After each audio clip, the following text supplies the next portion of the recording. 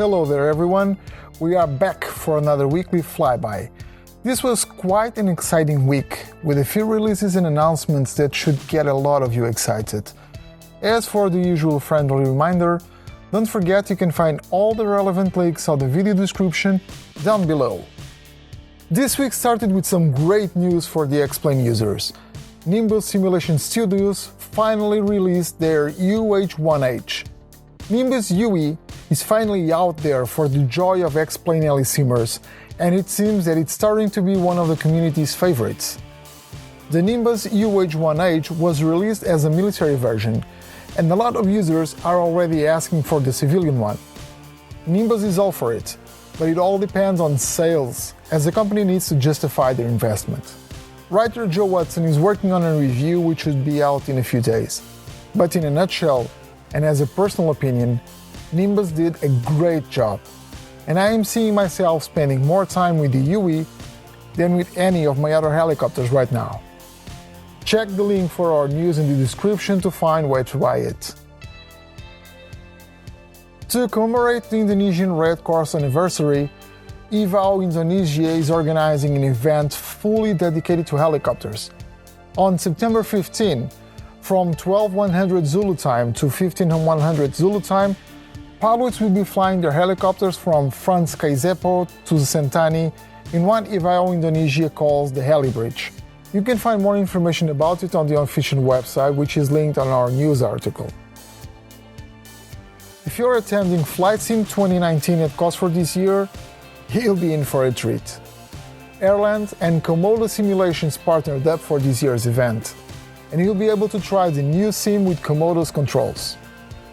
If you are unaware of it, Airland is a new flight simulator being developed by Fred Nahr, the same person behind the Helicopter Total Realism module for FSX and Prepared.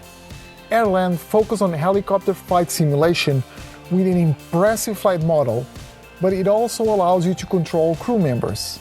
The theme of the sim will be search and rescue/medevac, and you'll be able to walk around, switch helicopters, and interact with victims.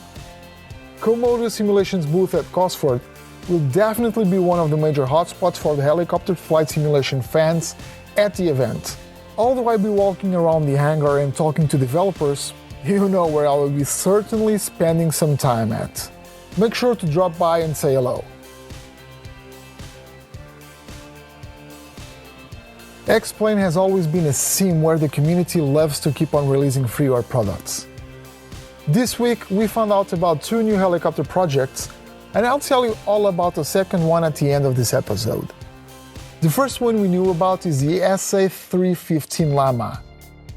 This model has been converted from FSX and it should be VR compatible. There's not a lot of information about the project right now. The developer indicated that he will be packing some objects, such as winch, floats, and others that users can add in PlaneMaker. And the estimated time of release? October this year. We have quite a few X-Plane news this week, and moving on, our Oregonian writer Jeff Tucker took a good look at ORBX's TrueEarth Oregon for X-Plane. Jeff was very excited about trying a region he knows so well, and he really liked what he saw. There are a few issues with the scenery though, and despite some very positive signs from ORBX towards the helicopter flight simulation community, it seems they may have forgotten us on this one. It's still a great scenery overall, and you should really read Jeff's full review to better understand what a local guy thinks about the visual representation of the region. We're going to finish this week's episode with yet another Freeware helicopter announcement, but this one's very dear to me. When I started HeliSimmer.com, I wanted the website to be much more than just that, a website. I wanted for it to become a community. Social media, especially Facebook, helped me build it, and what's coming out of the community lately really astonishes me. We have seen some elements work together to bring some special goodies for the rest of us, like for example, the Freeware Youth 500D. Last Friday though, I had the pleasure and honor of telling the world about another community effort. 7 members of the community, which will be disclosed soon, have gathered to bring a very unique project to life. The Russian-built coaxial helicopter Ka-32. The group, called Alex Collective, already has quite an advanced external model which the team wanted to show the community through a few screenshots that were released.